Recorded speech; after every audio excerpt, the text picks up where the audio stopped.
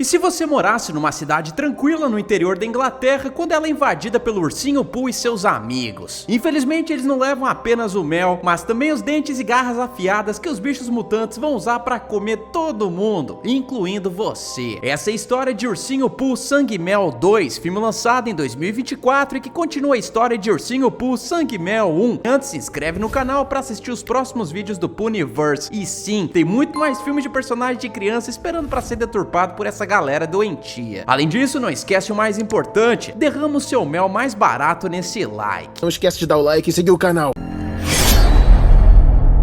O filme se inicia com um tiozão falando sobre o que aconteceu durante o final do primeiro filme, quando a gente vê Cristóvão conseguindo fugir de Pooh. Depois de sair da floresta dos 100 acres, o cara avisou a comunidade de Ashdown sobre a existência das criaturas comedoras de gente, o que deixou Pooh louco da vida. Por motivos óbvios, a maioria da população não acreditou nele, mas algumas pessoas foram atrás dos monstros para capturar o Leitão para servir na feijoada de domingo. A perseguição obrigou Pooh e Leitão a fugirem para outro lugar da floresta na tentativa de buscar refúgio com velhos amigos, nesse caso Corujão e o Tigrão. O tempo passou, sendo que os monstros não foram encontrados, o que fez Cristóvão virar a piada da cidade, e desde então as pessoas querem a distância dele. É aí que vemos três amigas poias acampando no trailer perto dessa mesma floresta. O trio Parada Burra aí tá brincando de falar com os espíritos através de uma tábua de Ouija. O problema é que elas estão no filme errado, já que é a gangue do Pooh que aparece para atormentar a moçada. Uma das garotas é perfurada por uma barra, sendo que a outra apoia é assada por Pooh dentro do trailer num dos potenciais piores defeitos especiais que tentam imitar o fogo da história do cinema. Lixo. Apenas a loira genérica consegue escapar pela janela. A danada prefere ligar o carrinho de kart, fazer uma barulheira e atrair a atenção de Pooh, que já tinha colocado uma armadilha de urso que convenientemente fura o pneu do veículo na mesma hora. Pooh então aparece para finalizar a garota e aplica uma técnica maligna de quiropraxia, torcendo a danada igual uma boneca da Barbie. Como o cara tá virado no Jiraiya, ele termina o ritual ao colocar o coco dela dentro da armadilha de urso. Incrivelmente vemos a Torresmo Girl ainda viva, o que o Corujão encara como um desaforo da parte dela. Ah, morre, diabo! A ave irritada então crava um tronco na danada, a finalizando de uma vez por todas. É aí que revemos Cristóvão, sendo que o ator original que parecia o Punho de Ferro foi trocado por esse aqui, um coroinha que modéstia à parte atua bem melhor que o anterior. Enfim, ele tá passando por umas sessões de hipnose com a psiquiatra da cidade, já que quando era apenas um garoto juvenil, Cristóvão viu o próprio irmão sendo sequestrado, e desde então tenta se lembrar do rosto da pessoa que estava dirigindo a van. Infelizmente não é dessa vez que ele vai se lembrar, sendo que ao sair do consultório ele pega carona com Lexi, a sua nova namorada. Afinal o cara tá precisando dar umas bimbadinhas depois que as duas garotas anteriores foram de base pelas mãos do Pooh e do Leitão. Ele pergunta se a garota vai com ele numa rave que tá pra rolar na cidade, porém ela responde que não, já que vai precisar trabalhar de babá de um moleque desaforado. Cristóvão ainda mora com os pais e com a irmã caçula, chamada Ela, e que o cara protege a todo custo, justamente para que a garota não tenha o mesmo destino que o irmão dele. Enquanto isso, a gente vê o pai daquela garota que tinha sido empalada por Pooh buscando vingança ao caçar os monstros danados pela floresta. O problema é que ele burramente vai com mais dois caras e eles escolhem fazer a caçada à noite, ou seja, quando a visibilidade é uma porcaria e eles não conseguem enxergar se alguém estiver se aproximando. Dane-se, porque os dois caras acabam dando de cara com o Leitão, sendo que o pai da garota finalizada manda um headshot no danado e aparentemente o coloca na nossa contagem de presuntos. Infelizmente eles acabam se separando do terceiro cara, que é pego por Pooh e tem o seu pescoço delicadamente massageado pelo vilão. Enfim, o pai da garota entra numa luta com o urso do mal, sendo que um tiro acidentalmente destrói o rostinho do segundo cara, que desmaia no chão. O pai protetor também não dá nem pro cheiro, já que Pooh enfeita a cabeça dele com a 12. No dia seguinte vemos Cristóvão sendo demitido pelo diretor do hospital, já que os pacientes não querem ser tratados por um aparente doido que inventou toda a história sobre Pooh. É aí que do nada vemos o cara que tinha tomado tiro na noite anterior sendo hospitalizado, o que desperta a curiosidade de Cristóvão. Enfim, Pooh acaba fazendo uma reunião de síndico para ver qual será a próxima jogada da gangue, sendo que Corujão diz que é questão de tempo até eles serem caçados pela comunidade de Ashdown. Ele então propõe um ataque letal à cidade, pegando assim a galera de surpresa, o que Pooh e os outros acabam concordando. Não demora muito pro caos começar, já que a gente vê um pai e um filho na floresta olhando alguns pássaros, quando o moleque vê o Corujão lambendo os beiços na direção dos dois. dois. Ele se assusta e se esconde atrás de uma árvore, porém o pai não entende nada que tá acontecendo e é pego pela coruja do mal. Esses desaparecimentos acabam chamando a atenção da polícia, que segue um rastro até o covil de Pooh. Infelizmente eles não sabiam que estavam sendo levados pra lá de propósito e com a intenção de completar o menu do jantar, sendo que Tigrão tava solta no local e logo devora os 3 oficiais da lei. Enquanto isso, a gente vê Cristóvão passando por mais uma sessão de hipnose, sendo que dessa vez ele consegue se lembrar da infância ao lado de Pooh. O cérebro dele acabou reprimindo as memórias mais violentas causadas pelo amigo, que na realidade não tinha aquele visual fofo do qual Cristóvão se lembrava. Ele também revive o dia em que o irmão foi sequestrado e acaba percebendo alguns detalhes que a memória dele não se lembrava, como a silhueta do sequestrador dentro do carro. No dia seguinte, o cara recebe uma visitinha da polícia, que tá procurando pelos 3 oficiais desaparecidos no covil das feras. O detetive em questão obviamente desconfia que Cristóvão coringou e acabou comendo todo mundo, porém o garoto tem um álibi dos pais, que confirmam que o filho estava dormindo no horário que os policiais sumiram do mapa. Mesmo assim, Cristóvão continua sendo bulinado pelos jovens dinâmicos da cidade, e eu tô me referindo às garotas que estão organizando a rave dos cracudos. Elas não querem que Cristóvão apareça na festa, já que a presença dele pode afastar os outros clientes, o que deixa o rapaz e a namorada dele bem pistolinhas com as organizadoras. Não duro. Não é 717 não. Não é 717, quis dizer 171. Ele vai bater papo com Aaron, o cara que teve o rosto atingido pelo tiro dado por Pooh. Ao perguntar o que tinha acontecido, Aaron confirma tudo que o cara tinha dito no passado, dando razão para Cristóvão e ainda afirmando que Pooh é real. É nesse mesmo momento que Cristóvão vê o sequestrador do irmão dele, que por acaso era o zelador do hospital esse tempo todo. Como a adrenalina bate forte, o cara fica pistola a ponto de seguir o sequestrador até a casa dele. O que o garoto não contava era que o zelador estava remoendo o passado e acaba admitindo ter raptado o irmão de Cristóvão, além de mais alguns jovens. O meliante então revela toda a trama que aconteceu, sendo que na época ele trabalhava pro Dr. Arthur Gallup, um cientista que o forçou a sequestrar a galera da cidade de Ashdown para realizar experimentos com genes animais. A molecada não sobreviveu aos experimentos e foram enterradas no Bosque dos 100 Acres, de onde voltaram como híbridos, meio animais, meio humanos, com um fator de cura acelerado. Na verdade, Pooh é o irmão de Cristóvão,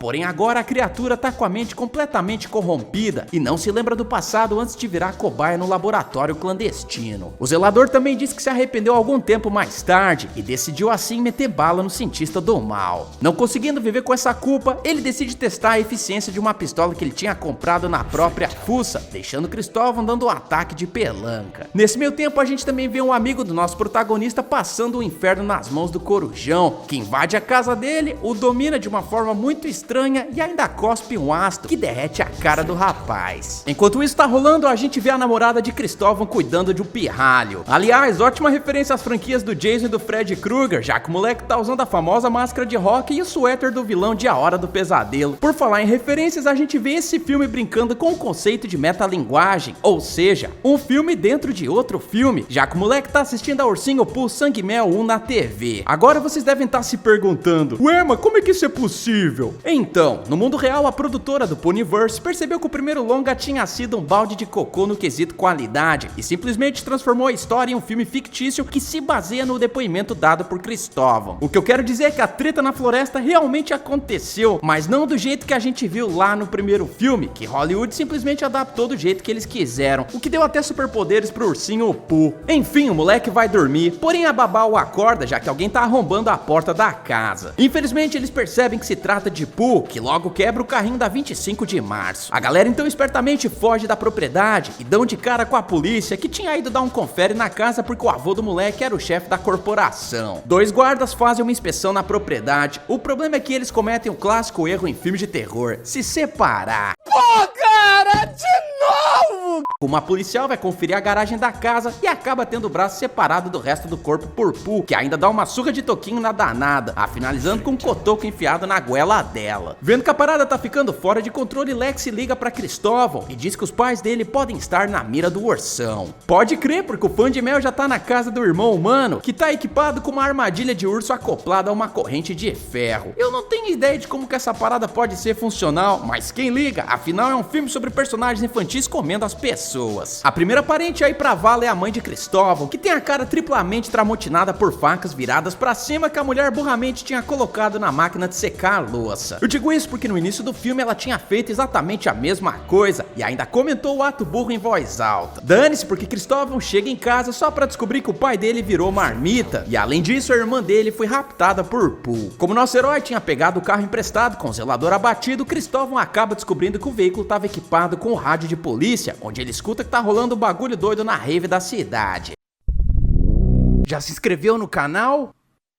Cadê o like? É lá que o bicho pega, porque o ursinho Pooh é barrado na entrada e acaba descontando no Zé Ruela com uma barrada na cara dele. A garota que tava com o Zé Ruela tenta correr, mas esquece de colocar a cabeça no lugar. E eu digo isso porque a arma modificada do vilão puxa o coco dela numa só. A galera obviamente se desespera, o que é uma péssima coisa pra se fazer nessa hora, sendo que Pooh aproveita pra fatiar mais 10 presuntos atrás da cortina. Pooh continua liderando o placar com mais 2 finalizações típicas de um ótimo jogador de beisebol, enquanto o Tigrão entra em campo pra mostrar um trabalho diferenciado em 4 dançarinos que ficam ali de graça esperando pra se encontrarem com o Senhor Jesus Cristo. A gente então vê Pooh perseguindo 3 jovens dinâmicos quando uma garota cai na escada e é macetada pelo vilão. Quem tá tirando a barriga da miséria é o Tigrão, que come os preciosos olhinhos da poia genérica, que sem saber por onde anda acaba caindo dentro de um alçapão e finalmente corrige aquela escoliose crônica ao bater o pescoço na escada. Já era! O que não para de crescer por aqui é a nossa contagem de presuntos, já que Cristóvão vê mais 4 azarados dentro de um box no banheiro. É aí que vem uma das cenas mais bizarras desse filme, porque a gente vê o cover de Thaís Carla fugindo do Tigrão, só que o monstro tá escondido bem debaixo da passarela onde ela se encontra. O danado então começa a tentar furar os pezinhos da beldade pela grade, ela prefere ficar sambando enquanto tem a pata espetada, além de outras coisitas más. Tem torso de seda, tem brinco de ouro, tem. A próxima da lista do vilão é a organizadora da rave, que é arremessada no chão igual um saco de esterco. É aí que Cristóvão aparece pra ajudar a danada, que olha só, admite que deveria ter acreditado na história do cara. Quem está rindo agora? Infelizmente a prosa é interrompida por Tigrão, que tenta seduzir Cristóvão de um jeito muito estranho, porém o cara se defende e dá um tiro no bucho da criatura. Numa cena pessimamente coreografada, a organizadora diz pro Tigrão ir tomar naquele lugar onde o sol não bate, só pra ter a cabeça raspada pelo monstro, enquanto Cristóvão fica com groselha no olho e atira pra tudo quanto é lado, só que sem enxergar porcaria nenhuma. Eu não estou suportando mais. Em mais uma cena inacreditável, a gente vê um figurante abestado tendo a sensacional ideia de se esconder de Pooh dentro de uma câmara de incineração. Apenas o Pooh com conjuntivite não veria o abestado ali, que logo vira churrasco assim que a criatura decide ligar o equipamento. A namorada dele tenta parar o churrasco, mas Pooh manda ela calar a boca ao apertar o parafuso solto na cabeça dela com uma parafusadeira. Quem acaba percebendo que pode usar essas paradas à vontade é Pooh, que termina o serviço serrando o coco da mulher dando piti. Enquanto isso, a gente vê a organizadora número 2 ficando ali no cantinho da parede, enquanto ela admira a brutalidade de Pooh. Eu acho que às vezes as pessoas gostam de perder a cabeça. Do nada, Cristóvão dá um gritinho histérico e chama a Pooh pra chincha. O problema é que o urso encontra uma motosserra enquanto o nosso herói burramente escolhe um pedaço de madeira pra se defender. Eu não sei não, mas eu tenho um leve pressentimento que motosserra ganha de madeira. Os dois então iniciam mais um episódio de trocação.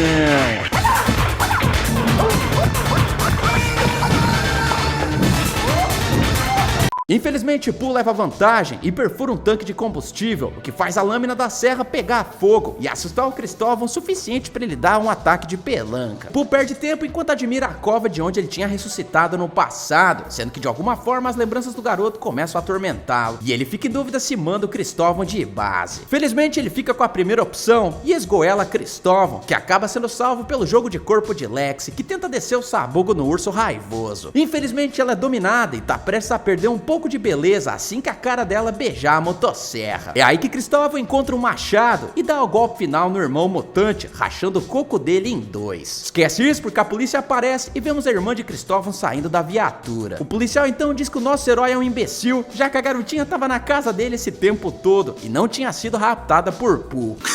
Mas que idiota!